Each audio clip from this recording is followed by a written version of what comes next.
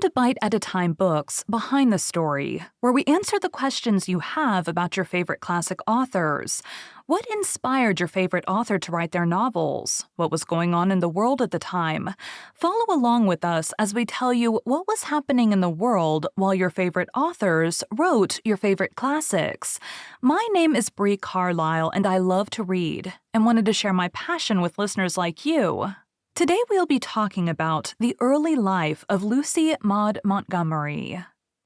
Lucy Maud Montgomery was born in Clifton, now New London, in Prince Edward Island on November 30th, 1874.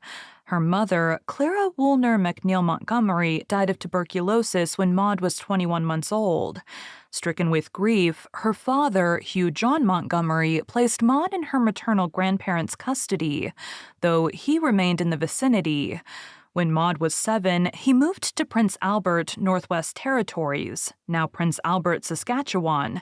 From then on, Maud was raised by her grandparents, Alexander Marquis McNeill and Lucy Woolner McNeill, in the community of Cavendish, Prince Edward Island.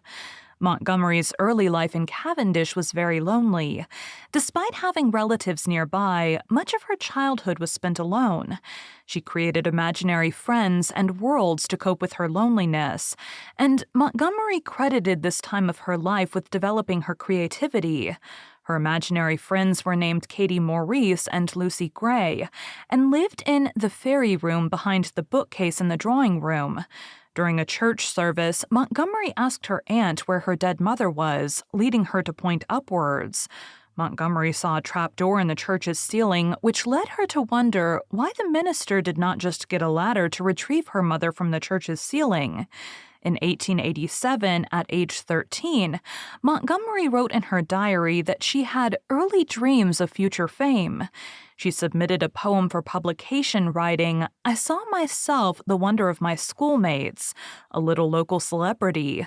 Upon rejection, Montgomery wrote, "Tears of disappointment would come in spite of myself, as I crept away to hide the poor crumpled manuscript in the depths of my trunk." She later wrote, "Down, deep down under all the discouragement and rebuff, I knew I would arrive someday."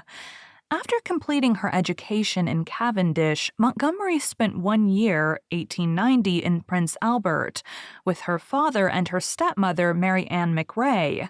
While she was in Prince Albert, Montgomery's first work, a poem titled On Cape Leforce, was published in the Charlottetown paper, The Daily Patriot.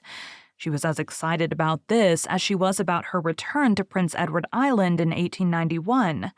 Before returning to Cavendish, Montgomery had another article published in the newspaper, describing her visit to a First Nations camp on the Great Plains.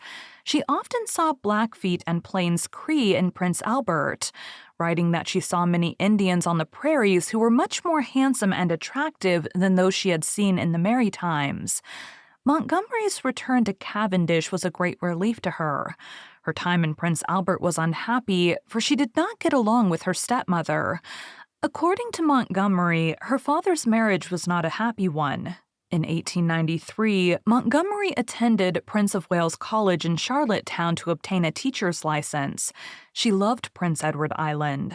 During solitary walks through the peaceful island countryside, Montgomery started to experience what she called the flash, a moment of tranquility and clarity when she felt emotional ecstasy and was inspired by awareness of a higher spiritual power running through nature. Montgomery's accounts of this flash were later given to character Emily Bird Starr in the Emily of New Moon trilogy, and also served as the basis for her descriptions of Anne Shirley's sense of emotional communion with nature. In 1905, Montgomery wrote in her journal, "Amid the commonplaces of life, I was very near to a kingdom of ideal beauty.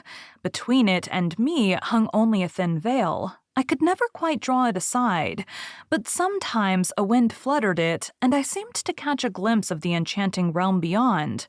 Only a glimpse, but those glimpses have always made life worthwhile." A deeply spiritual woman, Montgomery found the moments when she experienced the flash some of the most beautiful, moving, and intense of her life.